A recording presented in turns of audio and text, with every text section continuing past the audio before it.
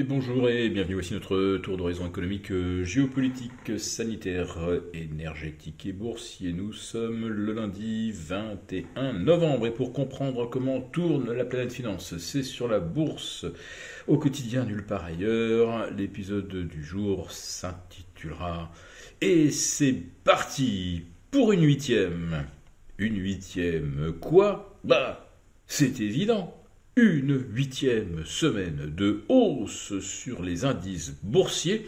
Ah, le CAC 40 nous a fait languir, jusqu'à 15h30. Il semblait littéralement sous camisole algorithmique entre 6625, 6635 et là, hop, on vient de repasser les 6640 et de nouveau, on affiche ces plus 1000 points par rapport au 29 septembre dernier et à Francfort qui repasse également dans le vert.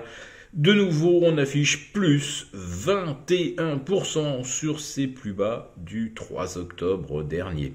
Ah, au fait, je ne vous ai pas dit, mais le 3 octobre dernier, les taux longs allemands étaient à 1,9050 et aujourd'hui, devinez, ils sont à 1,97. Et encore, ils viennent de rebaisser sensiblement ce matin grâce à la baisse surprise des prix à la production en Allemagne, moins 4,2%.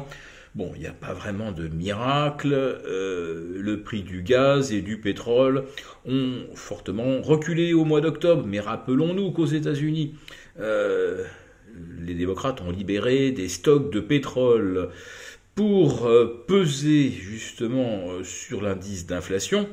Et comme les États-Unis ont moins acheté de pétrole, eh bien, ça a évidemment soulagé la demande mondiale, donc ça avait baissé avant de remonter assez fortement aux alentours de la mi-novembre, puis de rechuter actuellement aux alentours de 86 $ et demi.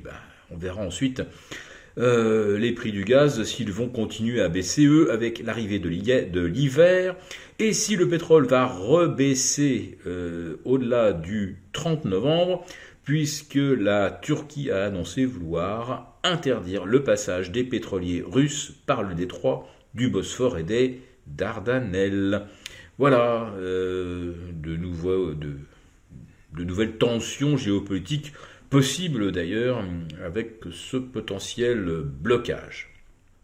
Donc je disais, c'est parti pour une huitième semaine de hausse. Oui, le CAC 40 de nouveau dans le vert. Les indices boursiers américains avaient ouvert dans le rouge. Ils sont eux aussi repassés positifs. Mais ça c'est un scénario finalement relativement classique. Il y a quelques jours de Thanksgiving. Oui, en fait, 3 séances avant le pont de Thanksgiving. Pas de cotation jeudi, une demi-séance vendredi, et comme d'habitude, on tire les indices boursiers pour alimenter un sentiment de richesse chez les Américains. Bon, là on peut dire que vraiment cette année, on n'a pas fait les choses à moitié.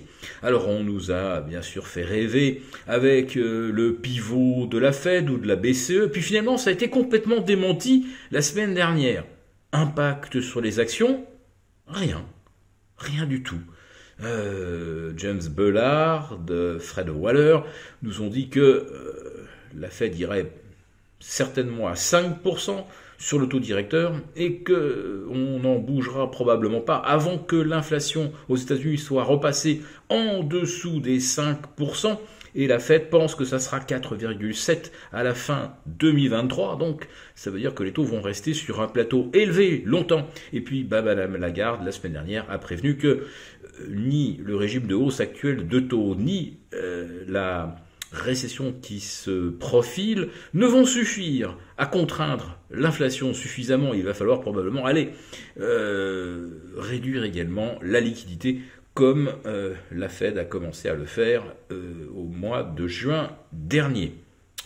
Et puis on nous a fait rêver également avec l'assouplissement des positions chinoises sur le Covid. C'était presque, ça y est, c'était fait. Pékin allait enfin mettre un terme à cette stratégie extrêmement coûteuse d'un point de vue économique. Et on apprend quoi ce matin? Eh bien que toutes les écoles sont fermées à Pékin et qu'à Guangzhou, je ne sais plus s'ils sont 20 millions ou plus, enfin peu importe, on apprend que le district le plus peuplé, complètement bouclé, confiné, parce qu'il y aurait eu un cas et même un décès Covid. Voilà, 5 millions de personnes littéralement enfermées chez elles, qui ne vont donc plus du tout au travail, comme ça, là, du jour au lendemain. Imaginez de nouveau l'impact que ça va avoir sur la production chinoise. Mais la semaine dernière, il y avait déjà eu des cas de Covid et des bouclages de quartiers. On vous avait pas fait l'inventaire exhaustif, mais je vous ai quand même dit, ça y est, ça reconfine dans certaines villes comme Hunan. On nous montre des espèces de cosmonautes qui défilent dans les rues pour terroriser la population. On a l'impression de vivre un véritable cauchemar bactériologique, alors qu'en fait, il y a peut-être 2 ou 3 personnes qui toussent. Enfin, c'est absolument hallucinant, mais non. Nous, on voulait voir les Chinois renoncer à leur stratégie zéro Covid.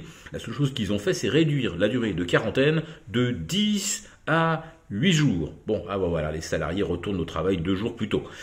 Enfin, pour ceux qui sont négatifs. Donc, on a fait monter le marché, en fait, sur des tas d'extrapolations, des supputations, puis ça tombe au fur et à mesure. Mais les marchés, eux, ne reviennent pas. Alors, je ne serais quand même pas complet aujourd'hui si je ne vous parlais pas un petit peu des cryptos. On a eu très très peur ce matin avec une incursion du Bitcoin sous les 16 000 jusque vers 15 008 et l'ensemble des cryptos, la capitalisation totale est passée sous les 800 milliards de dollars contre 3800 milliards il y a un an, jour pour jour. Voilà, donc c'est là une correction dantesque et vous entendez à peu près partout maintenant tous les amateurs ou tous les opérateurs sur les cryptos réclamer de la régulation. Ben voilà, ça y est, les banques centrales ont gagné les cryptos, cette espèce de nouvel espace libertaire, autorégulé. Ben non, il n'y aura pas d'autorégulation. Qui va superviser le marché des cryptos, les plateformes? Les banques centrales. Donc je vous le dis, les banques centrales ont gagné peut-être pas encore, face au Bitcoin. Allez, rêvons un peu.